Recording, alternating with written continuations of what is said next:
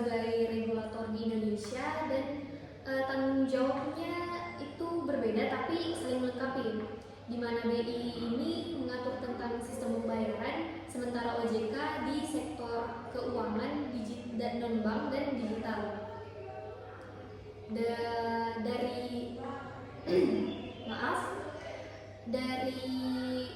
Karena OJK dan BI ini saling melengkapi, maka mereka ini membentuk lembaga pendukung inovasi seperti OJK Infinity dan BI Fintech Office gitu.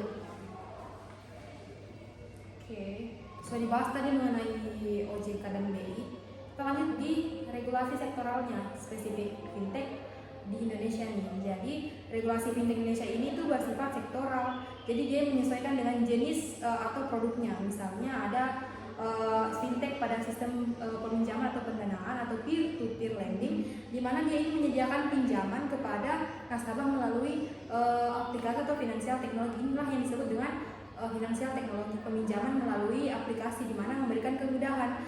Kemudian ada iman sistem pembayaran, di mana seperti kita tahu bahwa semakin berkembangnya zaman dibutuhkan itu sistem pembayaran yang cepat dan tentunya efektif dan efisien. Kemudian ada securities crowdfunding, ini tuh berfokus pada peminjaman pada usaha kecil atau UMKM. Jadi peminjamannya itu berfokus pada usaha-usaha kecil. Terus ada digital banking, ini pembayaran melalui digital. Ini sudah banyak sekali dilakukan pada bank-bank di Indonesia menggunakan digital banking.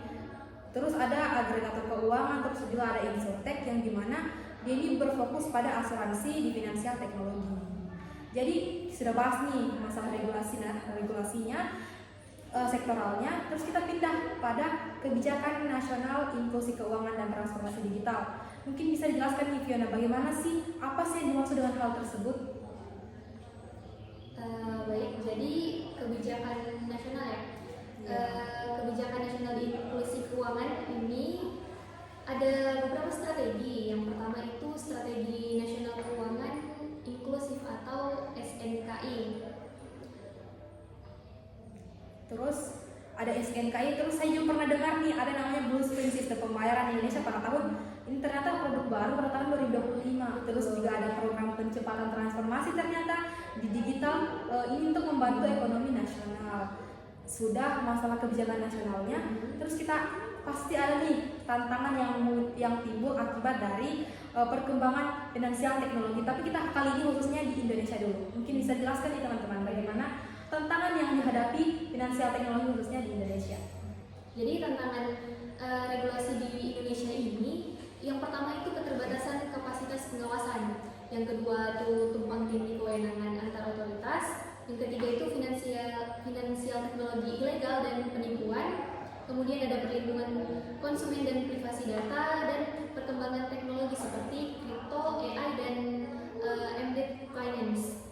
Jadi itu tuh tantangan secara garis besar itu yang sering muncul dalam perkembangan finansial teknologi. Tapi ini juga merupakan masalah yang sering kita hadapi di Indonesia. Terus saya mau dengar nih, mungkin dari sisi secara Madani, apakah ada karakteristik unik dari inovasi fintech yang bisa menantang nih kerangka dari regulasi? Nah, yang pertama itu ada 4 poin yang dibahas. Yang pertama ada kecepatan perubahan teknologi. Kemudian yang kedua itu ada disrupsi model bisnis dan disintermediasi. Yang ketiga ada batas sektor yang kabur atau konvergensi sektor. Dan terakhir itu ada globalisasi digital. Oke. Jadi kan tadi sudah dibahas nih masalah tantangan regulasi khususnya di Indonesia. Tapi mungkin kita akan pindah ke poin yang lebih besar, di mana tantangan utama yang dihadapi dalam regulasi fintech. Mungkin bisa dijelaskan teman-teman? Baik, untuk tantangan utama dalam regulasi fintech ini, yaitu yang pertama ada ketertinggalan regulasi dari laju inovasi, kemudian ada fragmentasi otoritas dan jurisdiction gap, kemudian ada ketidakpastian hukum dan arbitrase regulasi, kemudian ada juga keterbatasan sumber daya dan literasi teknologi regulator, dan terakhir ada juga perlindungan konsumen dan manajemen risiko baru.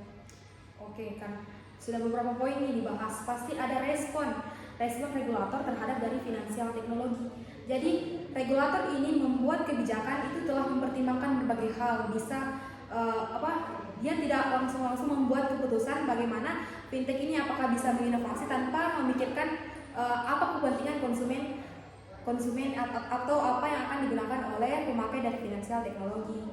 Jadi ada regulator sandbox, itu gunanya apa? Yang mengatur regulator sandbox ini kan yang mengatur di bidang sandbox, terus ada inovasi hub dan saluran konsultasi, kemudian ada subtech, ada regtech, juga ada kolaborasi lintas antar negara. Ini tuh kayak finansial teknologi di bagian transfer dan lain sebagainya, tapi lintas negara. Oke. Jadi mungkin itu tuh pembahasan mengenai regulasi, tantangan finansial teknologi. Selanjutnya kita akan pindah ke diskusi selanjutnya mengenai menjaga keseimbangan antara stabilitas keuangan dan juga inovasi melalui regulasi nih teman-teman. Oke, terima kasih.